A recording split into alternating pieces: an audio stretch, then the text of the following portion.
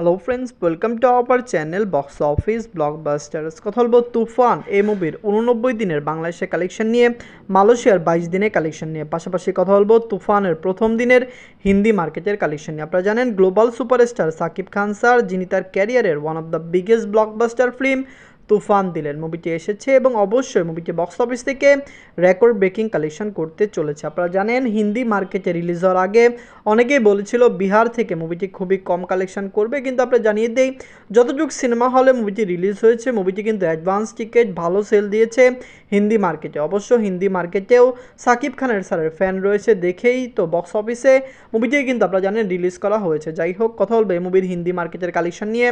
Singapore, West Bengal, USA, UK, Australia এ সকল কান্ট্রির কালেকশন নিয়ে। আপনারা জানেন global superstar Shakib Khan sir তার ক্যারিয়ারে অনেক ফিল্ম করেছেন, কিন্তু তার ক্যারিয়ারের সবচেয়ে বড় বিগেস্ট ব্লকবাস্টার ফিল্মটি ছিল তুফান, যেটি রেকর্ডটাই অলরেডি করতে সক্ষম হয়েছে।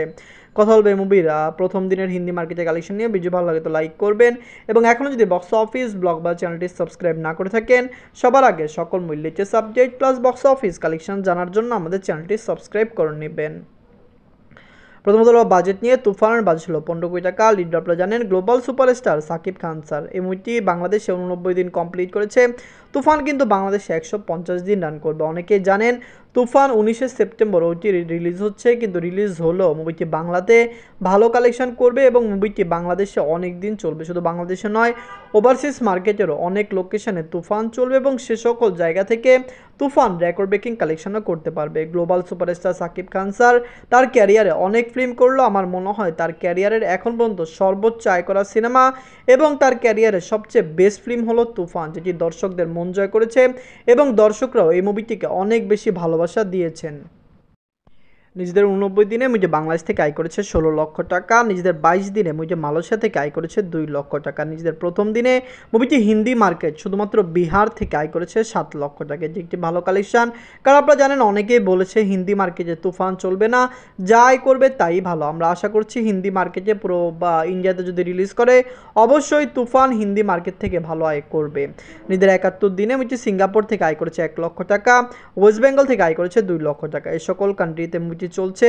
সিঙ্গাপুর, ওয়েস্ট বেঙ্গলে মুভিটি আরও লং টাইম রান করবে, কারণ সিঙ্গাপুরে মুভিটি 3টি শো পেয়েছে এখন পর্যন্ত, চলছে, রানিং চলছে। যেখানে ওয়েস্ট বেঙ্গলও মুভিটি সিঙ্গেল স্ক্রিনে কয়েকটি শো পেয়েছে, সে 5টি শো থেকেও মুভিটি ভালো কালেকশন এনে দিয়েছে। বাংলাদেশে তো মুভি অনেক শোতে চলছে, সিনেপ্লেক্স মাল্টিপ্লেক্সে প্রতি সপ্তাহে মুভিটি ভালো শো পাচ্ছে, যার কারণে আমরা আশা করছি সিনেপ্লেক্স মাল্টিপ্লেক্সের থেকে মুভিটি আরও ভালো আয় করবে। নিজেদের 78 দিনে ইউএসএ মার্কেট থেকে আয় করেছে 2 লক্ষ টাকা।